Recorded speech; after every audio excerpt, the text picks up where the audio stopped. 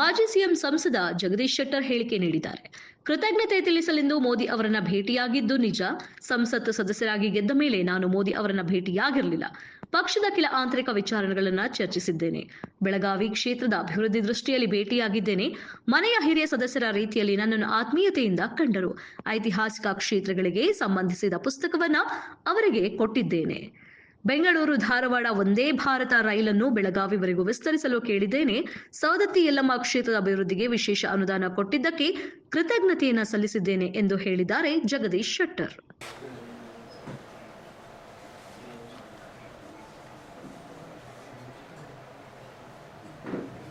KSRTC ಎಲ್ಲ ಅಂಗಸಂಸ್ಥೆಗಳು NWKRTC ಬಂದು NEKSRTC ಎಲ್ಲವೂ ಬಾಗಿಲು ಮುಚ್ಚುವ ಹಂತಕ್ಕೆ ಬಂದಿದ್ದ.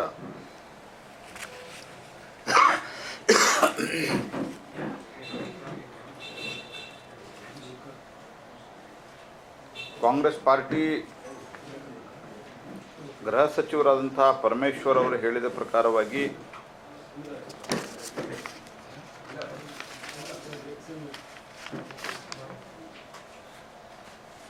ನಾವು ರಾಜಕಾರಣ ಮುಚ್ಚಿಟ್ಟು ಮಾಡೋದಿಲ್ಲ. SC ST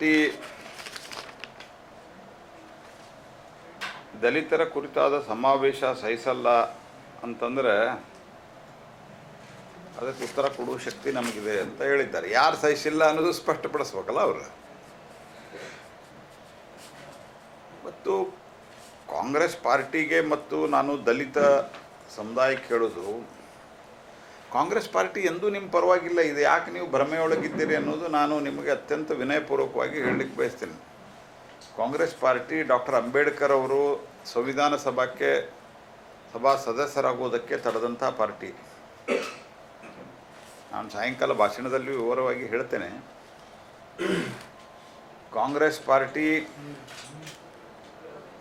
ಡಾಕ್ಟರ್ ಅಂಬೇಡ್ಕರ್ ಅವ್ರನ್ನ ಅತ್ಯಂತ ಕೆಟ್ಟದಾಗಿ ನಡೆಸಿಕೊಂಡಂಥ ನಾಯಕರು, ಕಾಂಗ್ರೆಸ್ ಪಾರ್ಟಿಯ ನಾಯಕರು ಪಂಡಿತ್ ನೆಹರು ಆದಿಯಾಗಿ ರಾಜೀವ್ ಗಾಂಧಿಯವರೆಗೆ.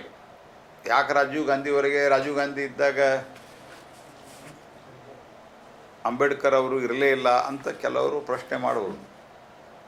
ಅಂಬೇಡ್ಕರ್ ಅವರು ಇದ್ದ ಸಂದರ್ಭದಲ್ಲಿಯೂ ಸಹಿತ, ಇಲ್ಲದೇ ಇದ್ದ ಸಂದರ್ಭದಲ್ಲಿಯೂ ಸಹಿತ ರಾಜೀವ್ ಗಾಂಧಿ ಕಾಲದಲ್ಲಿ ಭಾರತ ರತ್ನ ಅವರಿಗೆ ಕೊಡಲಿಲ್ಲ. ಲೋಕಸಭೆಯಲ್ಲಿ ಸೋಲಿಸಿದರು. ಆನಂತರ ಅವರು 2047ರಿಂದ ಏನೋ 46-47ರಿಂದ ಏನೋ ಒಂದು ಸರ್ಕಾರ, ಇಂಟೀರಿಯಂ ಸರ್ಕಾರ ಇತ್ತು, ಎಲ್ಲ ಪಾರ್ಟಿಯನ್ನು ಒಳಗೊಂಡಂಥ ಸರ್ಕಾರ. ಆ ಸರ್ಕಾರದಲ್ಲಿ ನೆಹರು ಅವರ ಈ ಸಾಮಾಜಿಕ ಸಮಾನತೆಯ ನೀತಿಯನ್ನು ಸಾಮಾಜಿಕ ಪಕ್ಷಪಾತವನ್ನು ವಿರೋಧಿಸಿ, ಸಾಮಾಜಿಕ ಸಮಾನತೆಯ ಪಕ್ಷಪಾತವನ್ನು ವಿರೋಧಿಸಿ, ಅವರ ನಿಲುವುಗಳನ್ನು ವಿರೋಧಿಸಿ ಡಾಕ್ಟರ್ ಬಾಬಾ ಸಾಹೇಬ್ ಅಂಬೇಡ್ಕರ್ ರಾಜೀನಾಮೆ ಕೊಟ್ಟಾಗ ಅವರ ರಾಜೀನಾಮೆಯಿಂದ ಯಾವುದೂ ನಷ್ಟ ಆಗಲ್ಲ ಅಂತ ಹೇಳಿಕೆ ಕೊಟ್ಟಂಥವರು ಪಂಡಿತ್ ನೆಹರು ಅವರು.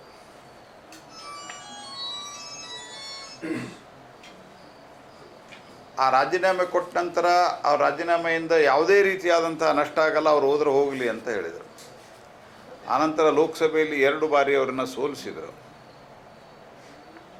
ಕೊನೆಗೆ ಕಾಂಗ್ರೆಸ್ ಪಾರ್ಟಿ ಒಂದು ಸುಡುವ ಮನೆ, ಅದರಲ್ಲಿ ಯಾರೂ ದಲಿತರು ಹೋಗಬಾರದು ಅಂತ ಕರೆ ಕೊಟ್ಟದ್ದಿದೆ ಡಾಕ್ಟರ್ ಬಾಬಾ ಸಾಹೇಬ್ ಅಂಬೇಡ್ಕರ್. ಅವರ ಬಾಬಾ ಸಾಹೇಬ್ ಅಂಬೇಡ್ಕರ್ ಅನ್ನುವಂಥ ಒಬ್ಬ ಮಹಾನ್ ವ್ಯಕ್ತಿಯ ಬಗ್ಗೆನೇ, ಅಂಥ ಒಬ್ಬ ತೇಜಸ್ವಿ ಪುರುಷರ ಬಗ್ಗೆನೇ ಕಾಂಗ್ರೆಸ್ ಪಾರ್ಟಿ ಸಹನ ಮಾಡಿಲ್ಲ. ಕಾಂಗ್ರೆಸ್ ಪಾರ್ಟಿ ಡಾಕ್ಟರ್ ಬಾಬಾ ಸಾಹೇಬ್ ಅಂಬೇಡ್ಕರ್ ಅವ್ರಿಗೆ ಮಾನ್ಯತೆ ಕೊಡಲಿಲ್ಲ, ಬಾಬಾ ಸಾಹೇಬ್ ಅಂಬೇಡ್ಕರಿಗೆ ಗೌರವ ಕೊಡಲಿಲ್ಲ. ಅಂದರೆ ನಿಮಗೆ ಕೊಡ್ತದೆ ಅನ್ನುವಂಥ ಭ್ರಮೆಯೊಳಗಿದ್ದಾರೆ ಇವತ್ತಿನ ಕೆಲವು ದಲಿತ ಮುಖಂಡರು ಅಥವಾ ದಲಿತ ಜನ. ಅವರಿಗೆ ಸ್ವಲ್ಪ ಭ್ರಮೆ ಹುಟ್ಟಿಸಿದ್ದಾರೆ. ನಾನು ಅದಕ್ಕೆ ದಲಿತ ಸಮುದಾಯಕ್ಕೆ ನಾನು ಹೇಳಲಿಕ್ಕೆ ಬಯಸ್ತೀನಿ, ಕಾಂಗ್ರೆಸ್ ಪಾರ್ಟಿಯಿಂದ ನೀವು ದೂರ ಬಂದಷ್ಟು. ರಿಸರ್ವೇಷನ್ ವಿರೋಧಿಸಿದವರು ನೆಹರು ಅವರು, ರಿಸರ್ವೇಷನ್ ವಿರೋಧಿಸಿದವರು ರಾಜೀವ್ ಗಾಂಧಿ ಅವರು. ರೆಕಾರ್ಡ್ದಲ್ಲಿದೆ, ಭಾಷಣ ಇದೆ. You can look for the records in the parliament.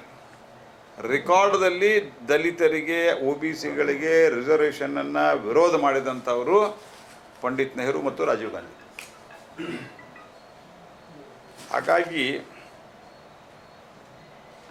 ನಾನು ನಮ್ಮ ಎಲ್ಲ ದಲಿತ ಸಮುದಾಯದ ಜನರಿಗೆ, ಮುಖಂಡರಿಗೆ ಹೇಳಲಿಕ್ಕೆ ಬಯಸೋದು, ಕಾಂಗ್ರೆಸ್ ಪಾರ್ಟಿ ನಿಮ್ಮನ್ನು ಸದಾ ಕಾಲಕ್ಕೂ ತಪ್ಪು ದಾರಿಗೆಳೆಯುವಂಥದ್ದು, ಕತ್ತಲೆಯಲ್ಲಿಡುವಂಥ ಕೆಲಸವನ್ನು ಮಾಡ್ತದೆ. ಹಾಗಾಗಿ ಇದರ ಬಗ್ಗೆ ತಾವು ಎಚ್ಚರದಿಂದಿರಬೇಕು ಅನ್ನುವಂಥ ಮಾತನ್ನು ನಾನು, ಅಂದರೆ ಸ್ವಲ್ಪ ಅವ್ರ ಬಗ್ಗೆ ಜಾಗೃತಿಯಿಂದ, ಎಚ್ಚರ ಅಂತಂದರೆ ನಾನು ಎಚ್ಚರ ಕೊಡ್ತಾ ಇಲ್ಲ, ಮತ್ತು ಆ ರೀತಿ ಇದಾಗೋದು ಬೇಡ, ಜಾಗೃತಿಯಿಂದ ಇರಬೇಕು ಅಂತ ಹೇಳಲಿಕ್ಕೆ ಬಯಸ್ತೇನೆ.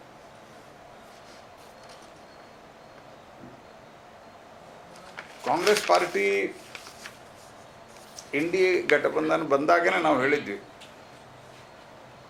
ಇದೊಂದು ಅನ್ಯಾಚುರಲ್ ಅಂಥೇಳಿ, ಅಸ್ವಾಭಾವಿಕ, ಅನೈಸರ್ಗಿಕ ಅಂಥೇಳಿ. ಇವತ್ತು ಕಾಂಗ್ರೆಸ್ಸನ್ನೇ ಹೊರಗಿಟ್ಟಾರೆ ಎಲ್ಲರೂ ಸೇರಿ. ಅಂದರೆ ಕಾಂಗ್ರೆಸ್ ಪಾರ್ಟಿ ಕ್ಲೇಮ್ ಮಾಡ್ತಾ ಇತ್ತು, ನಾವು ಇಂಡಿ ಘಟಬಂಧನ ಶುರು ಮಾಡೀವಿ. ಅವರು ಅದನ್ನು ಇಂಡಿಯಾ ಅಂತ ಕರ್ಕೋತಾ ಇದ್ದರು. ಆ ಒಂದು ಸಂದರ್ಶನದಲ್ಲಿಯೂ ಇಂಡಿ ಘಟಬಂಧನ ಅಂತ ಕೇಳಿದಾಗ, ಅಲ್ಲ ಅದು ಇಂಡಿಯಾ ಘಟಬಂಧನ, ಅದು BJP ಕಾಯಿನ್ ಮಾಡಿದ್ದು ಅಂತ ಹೇಳ್ತಾರೆ. ಆಮೇಲೆ ಎ ಅಂದರೆ ಏನು ಅಂತಂದರೆ ಎ ಅಂದರೆ ಅನ್ಕೋತಾರೆ ಇದ್ರು ಅವ್ರು. ಕೊನೆಗೂ ಎ ಅಂದರೆ ಏನಂತ ಹೇಳಲಿಲ್ಲ ಮಿಸ್ಟರ್ ರಾಹುಲ್ ಗಾಂಧಿ. ಹಾಗಾಗಿ ಇವತ್ತು ಕಾಂಗ್ರೆಸ್ ಪಾರ್ಟಿಗೆ ಎಲ್ಲೂ ಕೂಡ ಮಾನ್ಯತೆ ಇರಲಾರದಂಥ ಒಂದು ಸ್ಥಿತಿ ಇವತ್ತು ನಿರ್ಮಾಣ ಆಗಿದೆ. ಹಾಗಾಗಿ ಇವತ್ತು ಆತ್ಮಹತ್ಯೆಗಳು ಕಾಂಗ್ರೆಸ್ಸಿದ ಕಂಟ್ರೋಲ್ ಏನೂ ಇಲ್ಲದೆ ಇರುವುದರಿಂದ ಒಳಜಗಳ ಪರಿಣಾಮ ಈ ರೀತಿ ಆಗ್ತಾ ಇದೆ. ಇತ್ತೀಚೆಗೆ ಕಲಬುರಗಿಯಲ್ಲಿ ಆದ ಆತ್ಮಹತ್ಯೆ, ಅದಾದ ನಂತರ ಅತ್ಯಂತ ಅಹಂಕಾರದಿಂದ ಪ್ರಿಯಾಂಕ ಖರ್ಗೆ ಅವರ ಮಾತು, ಇದೆಲ್ಲವೂ ಅವರಿಗೆ ಸ್ವಲ್ಪ ಇನ್ನಾದರೂ ಅಹಂಕಾರ ಎಲ್ಲ ಕಾಂಗ್ರೆಸ್ನವರು ಬಿಟ್ಟು ಸೌಜನ್ಯತೆಯಿಂದ, ಅಧಿಕಾರ ಬಂದಾಗಾತು ಇಲ್ಲದೇ ಇದ್ದಾಗಾತು ಸೌಜನ್ಯದಿಂದ ವರ್ತಿಸ್ಬೇಕು ಅವರು. ಇಲ್ಲ ಅಂದರೆ ಜನ ತಕ್ಕದಾದಂಥ ಪಾಠವನ್ನು ಕಲಿಸ್ತಾರೆ.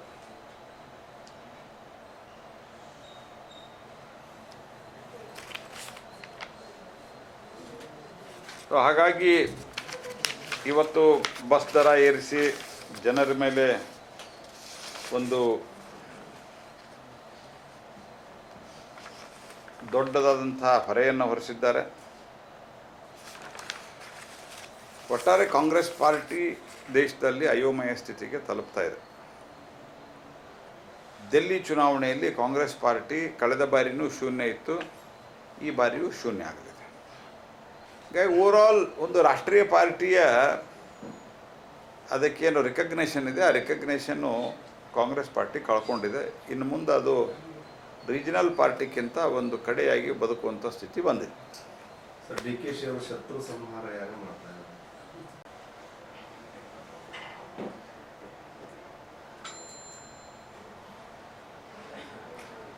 ನಾನು ಹೇಳೋದು ನಕ್ಸಲರ ವಿಷಯದಲ್ಲಿ ನಾನು ಹೇಳೋದಿಷ್ಟೇ, ಎಲ್ಲ ರಾಜ್ಯಗಳಲ್ಲಿಯೂ ಸಹಿತ ನಕ್ಸಲದು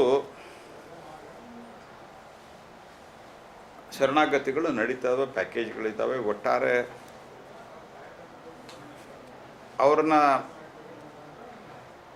ಹಿಂಸೆಯ ಮಾರ್ಗವನ್ನು ಬಿಟ್ಟು ಸರಿದಾರಿಗೆ ತರಬೇಕು ಅನ್ನುವಂಥ ಒಂದು ಪ್ರಕ್ರಿಯೆ ಕರ್ನಾಟಕ ಸರ್ಕಾರ ಇದನ್ನು ಮಾಡಿದೆ.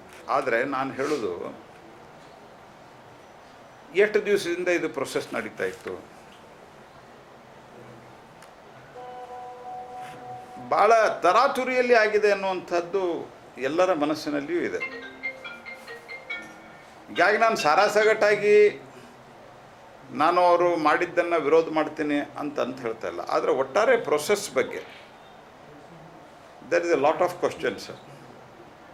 ಮತ್ತು ಬೇರೆ ಕಡೆ ಎಲ್ಲೆಲ್ಲಿ ನನಗೆ ಗೊತ್ತಿರೋ ಮಟ್ಟಿಗೆ ಬೇರೆ ಕಡೆ ಎಲ್ಲೆಲ್ಲಿ ನಕ್ಸಲರು ಶರಣಾಗಿದ್ದಾರೆ, ಆಯುಧಗಳನ್ನು ಅವ್ರ ಕಡೆ ಇದ್ದಂಥ ಇಲ್ಲಿಗೆಲ್ ಆಗಿದ್ದಂಥ ಎಲ್ಲ ಆರ್ಮ್ಸ್ ಆ್ಯಂಡ್ ಎಮ್ಯುನಿಷನ್ಸ್ ಅವರು ತಂದು ಒಪ್ಪಿಸಿದ್ದಾರೆ. ಆದರೆ ಕೇವಲ ಆ ವಿಕ್ರಮ್ ಗೌಡನ ಎನ್ಕೌಂಟರ್ ಆದ ನಂತರ ಮುಖ್ಯಮಂತ್ರಿಗಳ ಕರೆ ಕೊಟ್ಟ ನಂತರ 1 ವಾರ 10 ದಿವಸದಲ್ಲಿ ಆಗ್ತದೆ ಅಂತ ಅನ್ನೋದಕ್ಕೆ ಬಗ್ಗೆ ಮತ್ತು ಅವರು ಶಸ್ತ್ರಾಸ್ತ್ರಗಳನ್ನು ಒಪ್ಪಿಸಿಲ್ಲ ಅನ್ನೋದ್ರ ಬಗ್ಗೆ ಇದ್ರ ಬಗ್ಗೆ ಸರ್ಕಾರ ಸ್ಪಷ್ಟೀಕರಣ ಕೊಡಬೇಕು. ನಕ್ಸಲರ ಶರಣಾಗತಿಯ ಪ್ರಕ್ರಿಯೆಗೆ ನಾನು ವಿರೋಧ ಮಾಡ್ತಾ ಇಲ್ಲ. ಸಿದ್ದರಾಮಯ್ಯನವರು ಈಗ ಭಾಳ ಗರಂ ಆಗಿ ಉತ್ತರ ಕೊಡೋಕ್ಕೆ ಶುರು ಮಾಡ್ತಾರೆ. ಅದಕ್ಕೆ ನನ್ನ ಸ್ಟೇಟ್ಮೆಂಟ್ ಸರಿಯಾಗಿ ಕೇಳಿಸ್ಕೊಳ್ರಿ ಸಿದ್ದರಾಮಯ್ಯನವರೇ. ದೇಶದ ಮತ್ತು ರಾಜ್ಯದ ಒಟ್ಟು ಹಿತ ಅಡಗಿದೆ ಇದರಲ್ಲಿ. ಹಿಡಿದೇ ನಕ್ಸಲ್ ಹಿಂಸೆ ಅಥವಾ ನಕ್ಸಲ್ ಚಳವಳಿ ಏನಿದೆಯಲ್ಲ, ಇದರ ಹಿಂದೆ ಕೂಡ ವಿದೇಶಿಯಿಂದ ಹಿಡ್ಕೊಂಡು ಅನೇಕ ರೀತಿಯಾದಂಥ ದೇಶದ್ರೋಹಿ ಚಟುವಟಿಕೆಗಳ ಒಂದು ಕೈ ಇದೆ. ಹಾಗಾಗಿ ಇದನ್ನು ಅದರಲ್ಲಿ ನಮ್ಮ ಯುವಕರು ನಮ್ಮವರು ಕೆಲವರು ಸಿಕ್ಕಾಕೊಂಡಾಗ ಅಥವಾ ಅಲ್ಲಿ ಹೋದಾಗ ದಾರಿ ತಪ್ಪಿನೋ ಅಥವಾ ಯಾವುದೇ ಕಾರಣದಿಂದನೋ ಹೋದಗಿದ್ದಾಗ ಅಥವಾ ಎಲ್ಲವೂ ಗೊತ್ತಿದ್ದು ಹೋಗಿ ಆ ನಂತರ ಇಲ್ಲ ಇಷ್ಟು ದಿವಸ ಮಾಡಿದ ತಪ್ಪು ಅಂತ ಅವರಿಗೆ ಬಂದಾಗ ರಿಹ್ಯಾಬಿಲಿಟೇಷನ್ ಪ್ಯಾಕೇಜ್ ಬಗ್ಗೆ ನಂದು ವಿರೋಧ ಇಲ್ಲ. ಆದರೆ ಎಲ್ಲ ಕಡೆ ಬೇರೆ ಕಡೆ ನಿಮಗೂ ಗೊತ್ತಿದೆ, ನಾನು ಭಾರತ ಸರ್ಕಾರದಲ್ಲಿ ಕಳೆದ ಹಲವಾರು ವರ್ಷಗಳಿಂದ ಅನೇಕ ಪ್ರಮುಖ ಸ್ಥಾನಗಳಲ್ಲಿ ಕೆಲಸ ಮಾಡಿದ್ದೇನೆ. ಬೇರೆ ಬೇರೆ ರಾಜ್ಯದ ಮುಖ್ಯಮಂತ್ರಿಗಳು, ಈಗಂತೂ ನನಗೆ ರೆಗ್ಯುಲರ್ ಆಗಿ ಮುಖ್ಯಮಂತ್ರಿಗಳು ಸಿಗ್ತಾ ಇರ್ತಾರೆ ಬೇರೆ ಬೇರೆ ರಾಜ್ಯದ. ಎಲ್ಲಿ ನನ್ನ ಛತ್ತೀಸ್ಗಢದ್ದು, ಒಡಿಸ್ಸಾದ್ದು ಅನೇಕ ಮುಖ್ಯಮಂತ್ರಿಗಳು ಇತ್ತೀಚೆಗೆ ಸಿಕ್ಕಿದ್ರು. ಅಲ್ಲೆಲ್ಲ ತಿಂಗಳುಗಟ್ಟಲೆ ಪ್ರೊಸೆಸ್ ನಡೀತದೆ. ಮೀಡಿಯೇಟರ್ಸ್ ಹೋಗ್ತಾರೆ, ಮೀಡಿಯೇಟರ್ ಮಾತುಕತೆ ಮಾಡ್ತಾರೆ, ಎಲ್ಲ ಶಸ್ತ್ರಾಸ್ತ್ರ ಒಪ್ಪಿಸ್ಬೇಕು, ಇನ್ಫಾರ್ಮೇಷನ್ ಕೊಡಬೇಕು. Within weeks, within few days, 1-10 ದಿವಸದಲ್ಲಿ ಎಲ್ಲವೂ ಮುಗಿದು ಹೋಗ್ತದೆ. ಆ್ಯಂಡ್ ಅವ್ರ ಜೋಡಿ ಕಾಂಟ್ಯಾಕ್ಟ್ ಎಸ್ಟಾಬ್ಲಿಷ್ ಮಾಡ್ಲಿಕ್ಕೆ ಸರಳ ಸಿಗೋದಿಲ್ಲ. ಅವರು 1 ವಾರದಾಗ ಇವ್ರು ಅನೌನ್ಸ್ ಮಾಡ್ತಾರೆ, ಅವ್ರು ಬಂದು ಶರಣಾಗ್ತಾರಂದ್ರೆ. ಮತ್ತು ಶಸ್ತ್ರಾಸ್ತ್ರಗಳನ್ನು ಒಪ್ಪಿಸೋದಿಲ್ಲ ಅಂತನ್ನುವಂಥದ್ದು. ಆ್ಯಂಡ್ ಅವರೇ ಹೇಳಿದ್ದಾರೆ, ನಾವೇನು ಹೇಳಿಲ್ಲ, ಶಸ್ತ್ರಾಸ್ತ್ರಗಳು ಒಪ್ಪಿಸಿಲ್ಲ ಅಂತ ನಾವು ಯಾವುದೂ ಆರೋಪ ಮಾಡಿಲ್ಲ. We are A responsible party, I am A responsible minister. ಪತ್ರಿಕೆಯಲ್ಲಿ ನಿಮ್ಮ ಟಿ ವಿಯಲ್ಲಿ ಎಲ್ಲ ಬಂದಿದೆ ಅವರು ಶಸ್ತ್ರಾಸ್ತ್ರಗಳನ್ನು ಒಪ್ಪಿಸಿಲ್ಲ ಅಂತ. ಹಂಗಾರೆ ಶಸ್ತ್ರಾಸ್ತ್ರ ಒಪ್ಪಿಸಲಿಲ್ಲ ಅಂತಂದ್ರೆ ಬೇರೆದವ್ರು ಕೊಟ್ಟು ಬಂದ್ರೆ ಹಂಗಾರೆ ಇರು ಬೇರೆ ನಕ್ಸಲರು ಏನಿದೆ? ಇವತ್ತು ಕಾಡ್ನಲ್ಲಿ ಚಿಕ್ಕಮಗಳೂರು ಕಾಡ್ನಲ್ಲಿ ಇವತ್ತು AK-47 5 ಗಂಟೆ ಸಿಕ್ಕಿದೆ ಸರ್, ಬುಲೆಟ್ಸ್ ಎಲ್ಲ ಸಿಕ್ಕಿದೆ. ಬಟ್ ಅದು ಯಾವ್ದು ಅಂತ ಗೊತ್ತಿಲ್ಲ. ಅಲ್ಲ, ಸಿಕ್ಕಿದೆ ಅಂತಂದ್ರೆ ಇವ್ರು ಎಷ್ಟು ಒಪ್ಪಿಸಿದ್ದಾರೆ ಇದನ್ನು ಸ್ಪಷ್ಟಪಡಿಸ್ಬೇಕಲ್ಲ. ಈಗ ಸರೆಂಡರ್ ಆದವರು ಎಷ್ಟು ಶಸ್ತ್ರ, ನಕ್ಸಲರ್ಗೆ ಪ್ಯಾಕೇಜ್ ಏನಿದೆ ಅಲ್ಲ, ಆ ಪ್ಯಾಕೇಜ್ಗಳಲ್ಲಿ ಯಾವ ನಕ್ಸಲ್, ಯಾಕಂದರೆ ಸರ್ಕಾರದ ಯಾವುದೇ ಸರ್ಕಾರ ಇರಲಿ, ಕಾಂಗ್ರೆಸ್ ಸರ್ಕಾರ ಇರಲಿ, BJP ಸರ್ಕಾರ ಇರಲಿ, ಇನ್ಯಾವುದೇ ಪಾರ್ಟಿ ಸರ್ಕಾರ ಇರಲಿ, ಸರ್ಕಾರದ ವ್ಯವಸ್ಥೆಯಲ್ಲಿ ಪಕ್ಕ ಇದೆ. ಮತ್ತು ಈಗೇನಾಗಿದೆ ಅಂತಂದರೆ ಇದ್ರ ಜೊತೆಗೆ ಲೆಟ್ ಮಿ ಕಂಪ್ಲೀಟ್. ಈಗ ನಾವು ಈ ನಕ್ಸಲಿಸಮನ್ನು, ಲೆಫ್ಟ್ ವಿಂಗ್ ಟೆರರಿಸಮ್ ಏನಿದೆ ಇದನ್ನು ಹೊಸಕಿ ಹಾಕಬೇಕು ಅಂತ ನಾವು ತೀರ್ಮಾನ ಮಾಡಿದ್ವಿ ಭಾರತ ಸರ್ಕಾರದಿಂದ. ಈ ಹಿಂಸಾಕೃತ್ಯವನ್ನು ಸಹನೆ ಮಾಡೋ ಪ್ರಶ್ನೆ ಇಲ್ಲ ಅನ್ನುವಂಥದ್ದು. ಈಗ ಹಿಂಗಾಗಿ ತರಾತುರಿಯಲ್ಲಿ ಯಾರೋ 4 ಜನ ಬಂದು ಶರಣಾಗ್ತಾರೆ, 4-8 ಜನ, 6 ಜನ ಬಂದು ಶರಣಾಗ್ತಾರೆ. ಯಾವುದೇ ಮೀಡಿಯೇಷನ್ ಇಲ್ಲ, ಶಸ್ತ್ರಾಸ್ತ್ರ ಒಪ್ಪಿಸೋದಿಲ್ಲ. ವಿದಿನ್ ಫ್ಯೂ ಡೇಸ್ ಅವರು 1 ವಾರದಲ್ಲಿ 10 ದಿವಸದಲ್ಲಿ ಬಂದು ಶರಣಾಗ್ತಾರೆ. ಇದರ ಸಂಪೂರ್ಣ ಮಾಹಿತಿಯನ್ನು ಜನರಿಗೆ ತಿಳಿಸುವುದು ಸರ್ಕಾರದ ಜವಾಬ್ದಾರಿ. ಅಲ್ಲ, CM ಮುಂದೆ ಶರಣ ಆಗಬಾರ್ದು ಅಂತೇನಿಲ್ಲ. ನೋಡ್ರಿ, ನಾನು ವಿರೋಧಕ್ಕಾಗಿ ನಾನು ವಿರೋಧ ಮಾಡೋದಿಲ್ಲ. ಅನೇಕ ಕಡೆ CMಗಳ ಮುಂದೆ ಮತ್ತು ಬೇರೆ ಬೇರೆ ಉನ್ನತ ಮಟ್ಟದ ಮಂತ್ರಿಗಳ ಮುಂದೆ ಶರಣಾಗಿದ್ದಾರೆ. ನಾನು ಅದ್ರ ಬಗ್ಗೆ ಪ್ರಶ್ನೆ ಹೆಚ್ಚು ಮಾಡ್ತಾ ಇಲ್ಲ. ನಾ ಕೇಳೋದು ಪ್ರೊಸೆಸ್ ಬಗ್ಗೆ. ನಾ ಕೇಳೋದು ಎಷ್ಟು ಅವರು ಶಸ್ತ್ರಾಸ್ತ್ರ ಒಪ್ಪಿಸಿದ್ದಾರೆ, ಎಷ್ಟು ನಿಮ್ಗೆ ಇನ್ಫಾರ್ಮೇಷನ್ ಕೊಟ್ಟಿದ್ದಾರೆ. ಮತ್ತು ಇವ್ರು 6 ಜನ ಬಂದುಬಿಟ್ಟ ಮೇಲೆ ಇಡೀ ನಕ್ಸಲ್ ಚಳವಳಿಯೇ ಮುಗೀತು. ಅದಕ್ಕೆ ನಾವು ಅದೇನು ANF ಇದೆಯಲ್ಲ, ಆ್ಯಂಟಿ ನಕ್ಸಲ್ ಫೋರ್ಸ್, ಅದನ್ನು ಬಂದ್ ಮಾಡ್ತೀವಿ ಅಂತ ಕೆಲವರು ಹೇಳಿಕೆ ಕೊಡ್ತಾ ಇದ್ದಾರೆ. ಅದರ what you want to do? ನೋಡ್ರಿ, ಅವರು ಯಾರೋ ರಿಯಲೈಸ್ ಆಗಿ ವಾಪಸ್ ನಾವು ಬರ್ತೀವಿ ಅಂತಂದರೆ ಅದಕ್ಕೆ ಕಾನೂನಿನ ಅಡಿಯಲ್ಲಿ, ಕಾನೂನಿನ ಪರಿಮಿತಿಯಲ್ಲಿ ಏನು ಮಾಡೋದು ಬೇರೆ. ಆದರೆ ಒಂದು ರೀತಿಯಲ್ಲಿ ಅವ್ರಿಗಿದು ಪ್ರೋತ್ಸಾಹ ಸಿಕ್ಕಂಗೆ ಆಗಬಾರ್ದು ಅನ್ನೋದು ನಮ್ಮ concern. Thank you sir. Inner party politics ಜಾಸ್ತಿ ನಡೀತಿದೆ. ವಿಜೇಂದ್ರ ಅವರು ಕೂಡ ಡಿನ್ನರ್ ಪಾರ್ಟಿ ಅರೇಂಜ್ ಮಾಡಿರುವಂಥದ್ದು. ರವಿ ಕೇಸ್ನಲ್ಲಿ ಸರ್ಕಾರ ಮತ್ತು ಸರ್ಕಾರದ ಸಪೋರ್ಟ್ನಿಂದಾಗಿ ಸತತವಾಗಿ ಅತ್ಯಂತ ಬೇಜವಾಬ್ದಾರಿತನದಿಂದ ಮತ್ತು ಒಂದು ರೀತಿ ವೈರತ್ವದ ಭಾವದಿಂದ ಸೇಡಿನ ಮನೋಭಾವದಿಂದ ಕೆಲಸ ಮಾಡ್ತಾ ಇದ್ದಾರೆ. ಸಾರ್ವಜನಿಕ ಬದುಕಿನಲ್ಲಿ ಯಾವಾಗಲೂ ಇದ್ದಂಥವ್ರು ನಾವು ಕಾನೂನನ್ನು ಕೈಗೆ ತೆಗೆದುಕೊಳ್ಳಲಿಕ್ಕೆ ನಮಗೆ ಯಾವುದೇ ರೀತಿಯಾದಂಥ ಅಧಿಕಾರ ಇಲ್ಲ, ಅಥವಾ ಸಾಮಾನ್ಯ ಜನರಿಗೆ ಇಲ್ಲ ಅಂದಮೇಲೆ ನಾವು ಕಾನೂನು ಮಾಡೋರು, ನಾವು ವಿ ಆರ್ ಲಾ ಮೇಕರ್ಸ್. ಹಾಗಾಗಿ ಅವತ್ತೇ ಯಾರು ಸಿ ಟಿ ರವಿ ಅವರ ಮೇಲೆ ಹಲ್ಲೆ ಮಾಡಿದರು, ವಿಧಾನಸೌಧದೊಳಗೆ ನುಗ್ಗಿ, ಅವ್ರ ಮೇಲೆ ಕ್ರಮ ಇಲ್ಲ. ಸಿ ಟಿ ರವಿ ಅವರ ಮೇಲೆ ಬಂದಂಥ ಆರೋಪದ ಮೇಲೆ ತಕ್ಷಣ ಕ್ರಮ, ಮತ್ತು ಎಲ್ಲೆಲ್ಲಿ ಓಡಾಡಿಸಿದ್ರು ಏನು, ಇದರ ಬಗ್ಗೆಲ್ಲ ನಾನು ಸಾಕಷ್ಟು ಸಂದರ್ಭದಲ್ಲಿ ಬೇರೆ ಬೇರೆ ಕಡೆ ಇಲ್ಲಿ ನಾನು ಮಾತನಾಡಿದ್ದೇನೆ. ಹಾಗಾಗಿ ಸರ್ಕಾರ ಇದನ್ನು ಗಂಭೀರವಾಗಿ ತೆಗೆದುಕೊಳ್ಬೇಕು. ಇದು ಒಳ್ಳೆಯ ಬೆಳವಣಿಗೆಗಳಲ್ಲ. ಕರ್ನಾಟಕ ಒಂದು ಸುಸಂಸ್ಕೃತ ರಾಜ್ಯ. ಹಾಗಾಗಿ ಯಾವ ರೀತಿ ಬೆದರಿಕೆ ಕರೆಯನ್ನು ಮಾಡಿದ್ದಾರೆ, ಇದು ಸರ್ಕಾರ ಮತ್ತು ಪೊಲೀಸರು ಮನಸ್ಸು ಮಾಡಿದರೆ 1 ಗಂಟೆಯಲ್ಲಿ ಕಂಡು ಹಿಡಿತಾರೆ. ಅವ್ರನ್ನ ಕಂಡು ಹಿಡಿದು ತಕ್ಷಣ ಅವರಿಗೆ ಕಾನೂನಿನ ಕ್ರಮವನ್ನು ಜರುಗಿಸಬೇಕು, ಅವರಿಗೆ ಸೂಕ್ತವಾದಂಥ ಶಾಸ್ತಿಯನ್ನು ಮಾಡಬೇಕು ಕಾನೂನು ಪ್ರಕಾರ. ಇಲ್ಲ ಅಂದರೆ ಈ ರೀತಿ ಗುಂಡಾಗಿರಿ ಬೆಳೀತಾ ಹೋಗ್ತದೆ.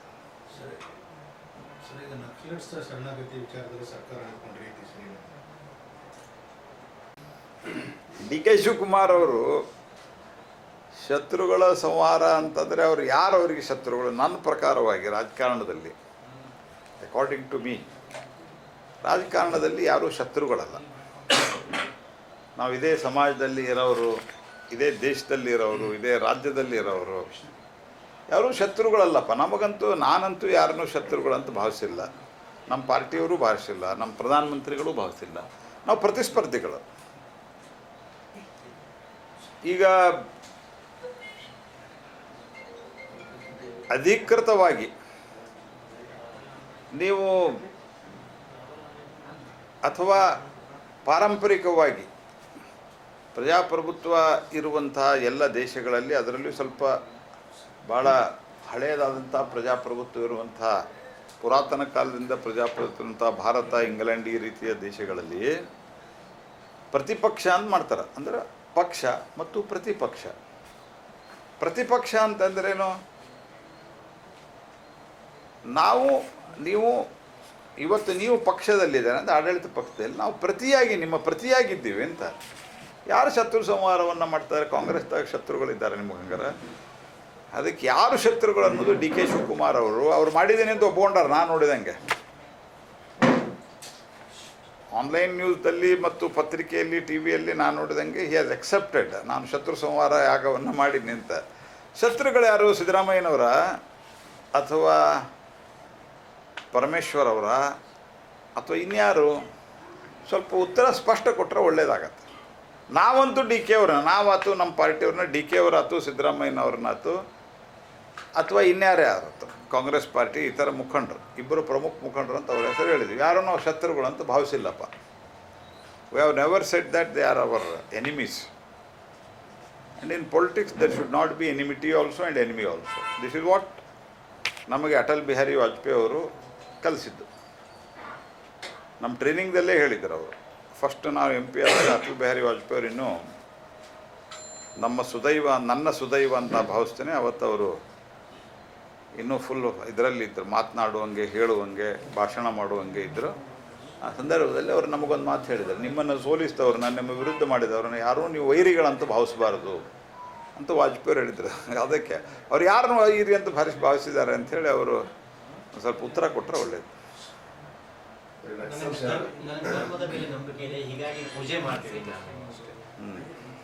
ಮತ್ತೆ ಇನ್ನೊಂದು ಕಡೆ ಸಿಟಿ ರವಿ ಅವರಿಗೆ ಹತ್ಯೆ ಮಾಡೋದಾಗಿ ಬೆದರಿಕೆ. ಲಕ್ಷ್ಮೀ ಹೆಬ್ಬಾಳ್ಕರ್ ಅವರ ಕ್ಷಮೆ ಕೇಳದೆ ಹೋದ್ರೆ ನಾವು ಹತ್ಯೆ ಮಾಡ್ತೀವಿ, ಸಿಟಿ ರವಿ ಮತ್ತು ಮಗನಿಗೆ ಬೆದರಿಕೆ ಹಾಕಿದ್ದಾರೆ.